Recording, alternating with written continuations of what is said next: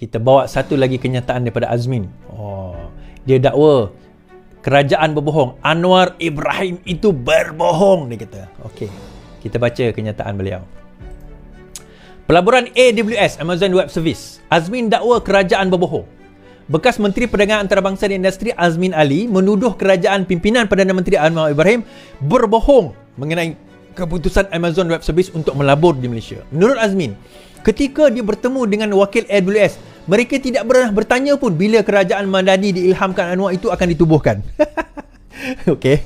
Namun golongan munafik politik ini sanggup berbohong, kata Azmin semasa menyampaikan ucapan dalam program ceramah PN di bekas ibu pejabat PAS di Taman Melewa malam tadi. Ia diadakan ekoran pengurusi PN Muhyiddin Yassin didakwa atas mahkamah 6 pertuduhan. Okey. Ni cerita dia macam ni, tuan-tuan. Hari tu Anwar bercakap dalam parlimen. Dia kata, Anwar Ibrahim, Datuk Seri Anwar Ibrahim berkata, AWS dan Tesla, yang betul, saya harus jelaskan. Ini perundingan itu sejak 2019, Disember 2019 dimulakan rundingan dan diteruskan, dan Amazon menunggu sehingga mereka percaya kepada satu pentadbiran politik yang stabil dengan dasar dan arahan yang jelas, dan ini yang menyebabkan akhirnya mereka menghubungi kami dan menyatakan kerana politik yang stabil dan dasar ekonomi yang jelas menyebabkan Amazon memilih Malaysia sebagai pengkalan mereka. Dia kata bahawa AWS, memang betul, AWS itu rundingannya pada zaman Perikatan Nasional, dan Azmin Ali adalah Menteri Ekonomi yang berjumpa dengan AWS untuk berbincang pelaburan di dalam Malaysia. Namun begitu, AWS menyatakan kepada Perdana Menteri mereka tidak masuk pelaburan itu pada waktu itu kerana mereka nak melihat, dia tak sebut kerajaan Madani. Sebab kerajaan Madani pun tak wujud pada waktu itu. Kerajaan Perpaduan pun tak wujud. Tetapi kerajaan yang lebih stabil. Okey, bila Azmin jumpa dengan AWS, memang betul. Takkanlah AWS nak pergi jumpa Azmin cerita kita nak perlukan kerajaan yang lebih stabil. Apatah lagi nak sebut kerajaan Madani pada Azmin Ali. Dia sebagai menteri datang, courtesy lah. Oh, ya. Okey, sebagai ialah bisnes kan. Dia tak bolehlah cakap lebih-lebih macam tu. Oh, ya, thank you very much. Oh, this is good. Azmin dok sell lah Malaysia macam ni. Dia pun tengok macam ni. Mungkin ada pembentangan dan sebagainya, dia duduk diam.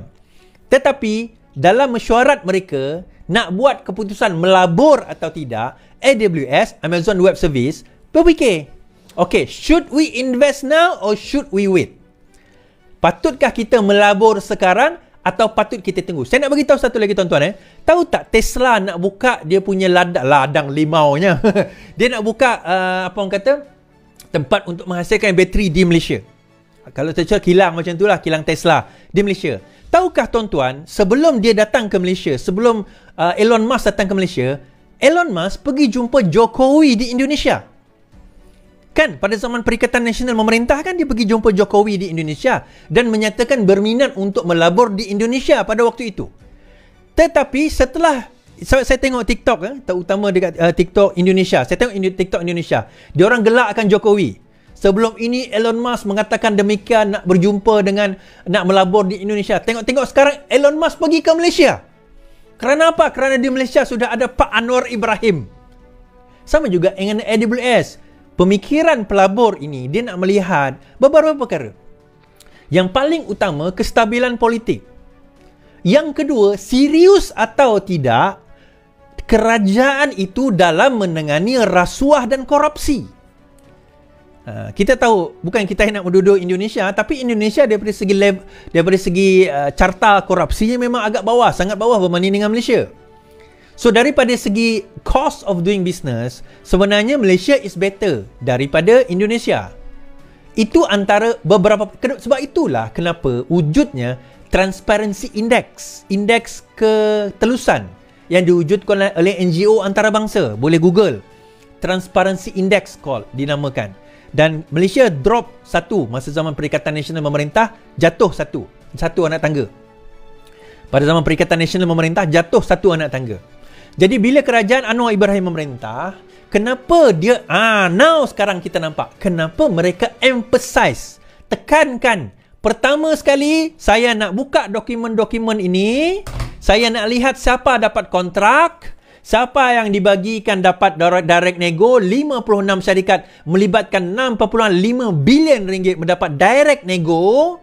Padahal benda tu bukan special case ataupun speciality. Dan ada di antara syarikat-syarikat itu adalah anak syarikat ataupun syarikat-syarikat berkaitan, anak beranak pemimpin-pemimpin Perikatan Nasional. So benda ini yang pertama sekali ditackle oleh kerajaan perpaduan ini. Bukan masalah balas dendam, tapi nak timbulkan keyakinan kepada pelabur-pelabur kita, pelabur-pelabur luar negara. Yes, we are serious in dealing with this issue. We are serious dalam menghadapi perkara ini. Tidak ada dakwa-dakwi, tidak ada pertikaian, tidak ada perlindungan. Now, timbul isu. Ada apa orang kata, Muhyiddin Yassin kata itu. Dia kata apa? Saya cabar SPRM menyiasat. Saya cabar SPRM menyiasat Anwar Ibrahim dan juga Zahid Hamidi. Saya nak cabar pada SPRM. Supaya siasat Anwar Ibrahim dan Zahid Hamidi.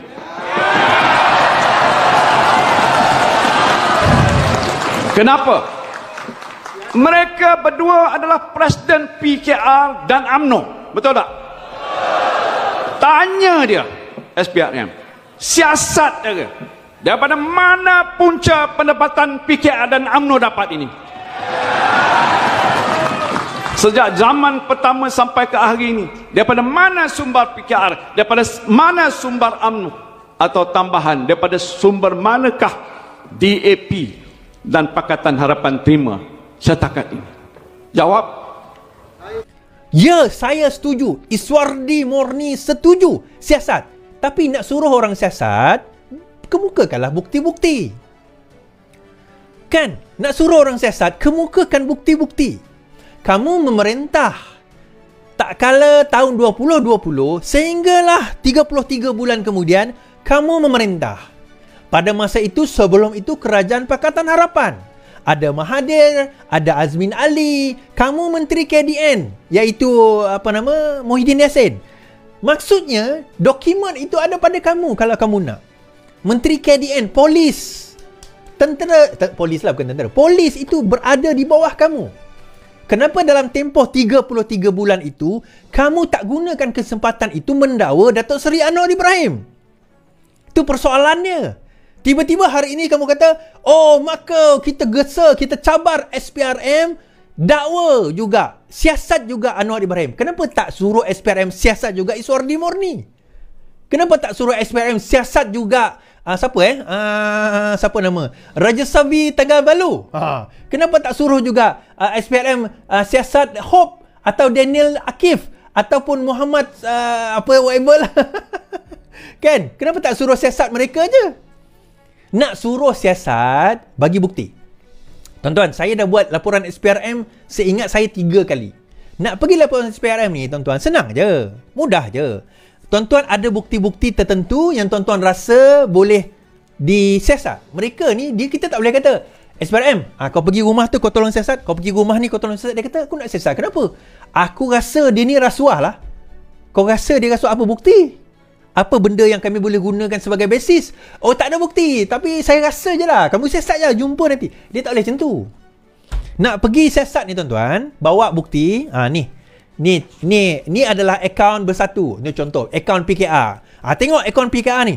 Tahun 2019. Pendapatan mereka 7 juta. Pendapatan akaun 2019. Pendapatan PKR 7 juta. Banyak. 7 juta tu. Pendapatan dia setahun 7 juta, tuan-tuan.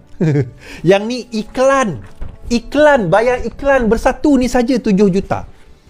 Iklan bersatu, bayar dia 7 juta. Ini pendapatan PKR 7 juta setahun. Dia iklan saja 7 juta, tuan-tuan. Total pendapatan bersatu 2020 dan 2021 ialah sebanyak 257 juta ringgit dalam tempoh 2 tahun sahaja. Bukan saya cakap, ini terdapat di dalam akaun audited akaun bersatu yang dihantar ke ROS, yang di audit oleh City Partners, accountant bertauliah, chartered accountant. Ini baru pendapatan 2020-2021. zaman pilihan raya 2022. Yang itu tak audit lagi. Atau mungkin tengah audit lah sekarang kan. Kita tak tahu. Yang tu kita tak tahu pula berapa jumlah. Dan ini adalah sebab kenapa Muhyiddin Yassin didakwa.